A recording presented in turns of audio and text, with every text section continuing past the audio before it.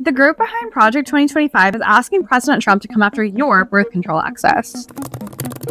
Here's the deal. The Heritage Foundation, the group behind the far-right and extremely conservative Project 2025 plan you might remember, is calling on Health and Human Services Secretary Robert F. Kennedy Jr. to commission a safety study on birth control. The group argues the pill, which is largely understood by medical professionals to be safe, is actually unsafe for women because they disrupt our menstruation and hormones, which makes us less attractive to men.